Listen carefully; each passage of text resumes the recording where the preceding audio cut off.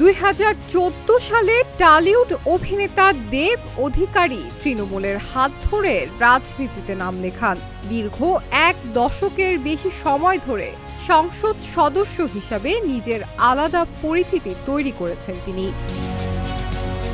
2026 সালের নির্বাচনে রাজ্যের রাজনৈতিক পালাবদলের পর নতুন বাস্তবতায় ফিরেছেন তিনি।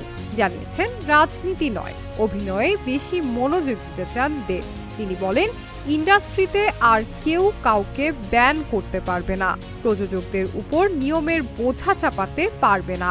সুষ্ঠুভাবে কাজ হবে, কাজের পরিমাণ বাড়বে এবং বাইরে থেকেও কাজ আসবে। এরপর তিনি বলেন, রাজনীতিতে আর বেশি জড়াতে চাই না, আগের মতো মন দিয়ে অভিনয়টাই করতে চাই। তবে তৃণমূলের পরাজয়ের পর ভাইরাল হওয়া কিছু ভিডিও ঘিরে ভক্তদের মধ্যে দেখা যাচ্ছে মিশ্র প্রতিক্রিয়া। এতে দেখা যায়, ফলাফল ঘোষণার পর দেব এক জায়গায় উপস্থিত হলে উত্তেজিত জনতার একাংশ তাকে লক্ষ্য করে চোর চোর স্লোগান দিতে শুরু করে।